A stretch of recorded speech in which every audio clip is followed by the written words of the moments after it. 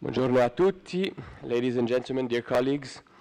As the mayor of Geneva, as a Christian Democrat elected to the Swiss Parliament, but also a descendant of Italian immigrants, it is a great honor to be here with you. I should like to echo the thanks already addressed to the Pontifical Academy of Social Science for this initiative. Cities are on the front line of asylum matters, even though they have not been given such legal jurisdiction. The vast majority, nearly 80% of the 580,000 asylum seekers and refugees who arrived in Switzerland between 2000 and 2010 have taken up residence in urban municipalities.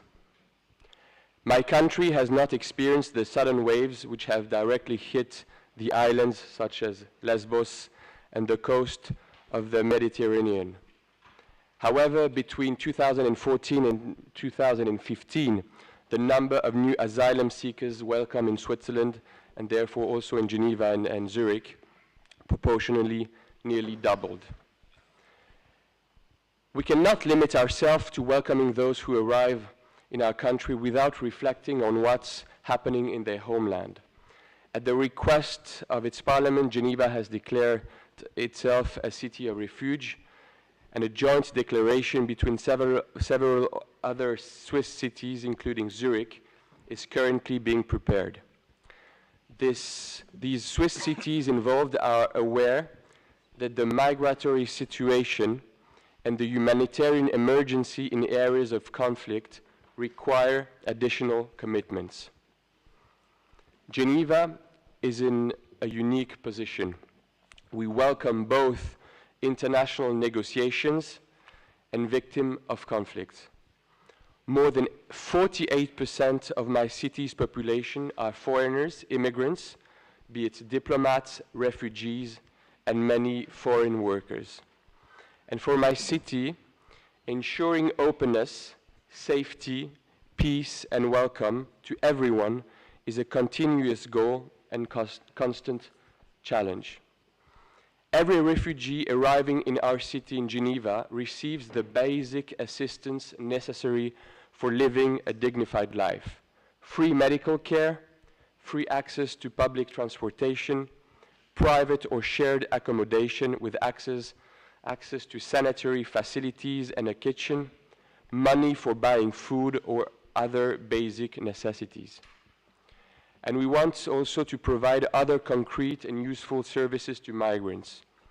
For example, free French lessons offered during the summer in city parks, information points in their neighborhoods, a network of public free Wi-Fi access points. Geneva city center has provided electrical panels free of charge, which are widely used for charging phones in public. Some of our fellow citizens are of the opinion that the use of mobile phones for migrants is secondary. I am convinced otherwise. Phones and internet access are basic necessities, not only for the wealthy urban residents, but also, and perhaps more importantly, for the exiled.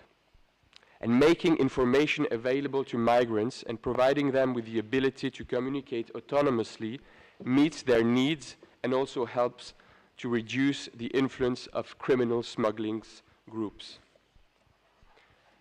A century ago, between 1914 and 1918, Switzerland and the Holy See, both of which were neutral states, delivered letters from the prisoners of war during the First World War.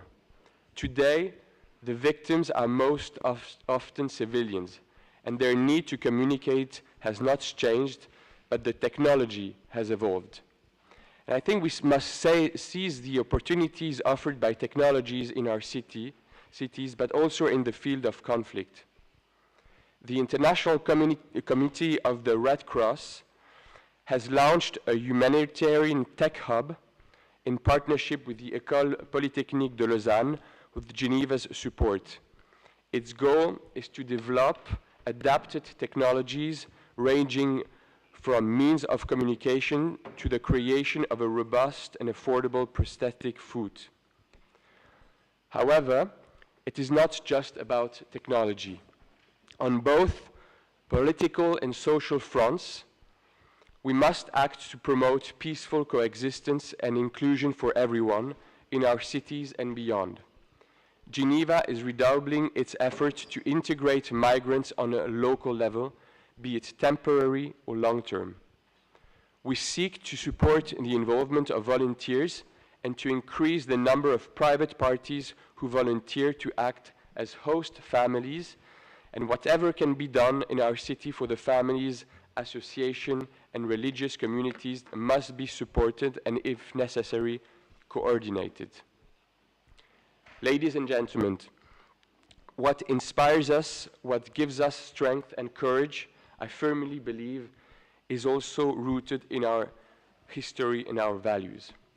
And let me conclude by stating the degree to which the international identity of Geneva is linked to several waves of refugees and political initiatives. I would like to cite three important moments for my city.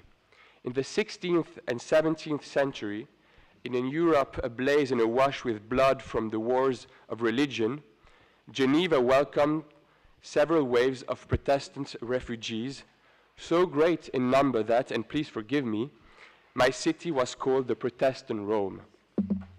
In the 1860s, the Genevan citizen Henri Dunant was the horrified witness to the abandon of those left wounded after the Battle of Solferino. It was from this awareness that the Red Cross movement will emerge, along with the writing of the Geneva Convention of 1864. Despite political and denominational tensions, the Papal States were among the first to sign this instrument of humanitarian law. And after the Second World War, new Geneva Conventions were adopted. There were the four conventions of 1949 concerning the victims of armed conflicts, and 2 years later, the conventions of 1951 relating to the status of refugees.